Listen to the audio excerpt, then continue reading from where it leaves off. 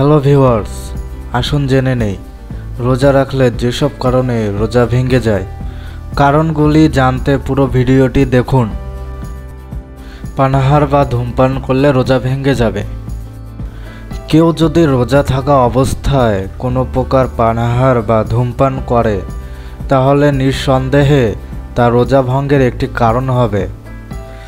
ডুবে ডুবে পানি খাওয়ার পর মতো করে যদি কেউ সবার অজান্তে লুকিয়ে পানাহার করে সেক্ষেত্রেও রোজা ভেঙে যাবে। অজু করার সময় অসতর্ক হলে রোজা ভেঙে যায়। অজু করার সময় গড়গড়া করা যাবে না, আর নাকে পানি দেওয়ার সময় সাবধান থাকতে হবে যেন পানি ভেতরে চলে না যায়। ইচ্ছাকৃতভাবে পানি ঢুকলে রোজা ভেঙে যাবে। রোজা অবস্থায় ভুলে কোনো কিছু খেয়ে ফেললে যা করবেন আসুন জেনে নেই। মানুষ যখন রোজা অবস্থায় খেয়ালের ভুলে অনেক সময় সামনে পাওয়া খাদ্যবস্তু খেয়ে ফেলে, যখনই স্মরণ হয় যে সে রোজাদার, তখন রোজাদার কি করবে আসুন জেনে নেই। অনেকে রোজা ভেঙে গেছে ভেবে পরিপূর্ণ খাবার খেয়ে ফেলে, অথচ অনিচ্ছাকৃত খেয়ালের ভুলে পানাহার করে ফেললে রোজার কোনো ক্ষতি হয় না।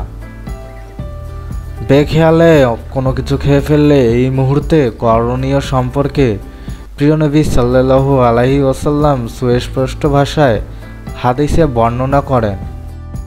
হযরত আবু হুরায়রা রাদিয়াল্লাহু আনহু থেকে বর্ণিত, তিনি বলেন রাসূলুল্লাহ সাল্লাল্লাহু আলাইহি ওয়াসাল্লাম বলেছেন যে রোজা অবস্থায় ভুল করে কিছু খেয়েছে বা পান করেছে, ওই ব্যক্তি যেন তার সম্পূর্ণ রোজা পূর্ণ করে, কেননা আল্লাহই তাকে পান করিয়েছেন। বুখারী ও মুসলিম মিসকাত। হাদিসের আলোকে করণীয় আসুন জেনে নেই। হাদিসের আলোকে করণীয়, রোজা পালনকারী ভুলে পানাহার করলে তার করণীয় হলো রোজাকে পূর্ণ করা, কারণ বেখেয়ালের পানাহারে রোজার কোনো ক্ষতি হয় না। খাওয়া অবস্থায় যখনই রোজার কথা স্মরণ হবে সঙ্গে সঙ্গে পানাহার ত্যাগ করতে হবে।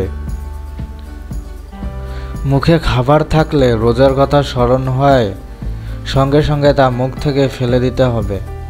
কেউ যদি রোজা পালনকারীকে বেখেয়ালে পানাহার করতে দেখবে তখন ওই ব্যক্তির উচিত পানাহারকারীকে রোজার কথা স্মরণ করিয়ে দেওয়া। কেউ যদি অনিচ্ছাকৃতভাবে পানি খেয়ে ফেলে বা অন্য কোনো খাবার খেয়ে ফেলে তাহলে তার রোজা ভাঙবে না। আল্লাহ তাআলা মুসলিম উম্মাহকে উল্লেখিত হাদিসের ওপর আমল করার তৌফিক দান করুন। রোজার দিনে সব ধরনের ভুল ও পেরেশানি থেকে হেফাজত করুন। আমিন।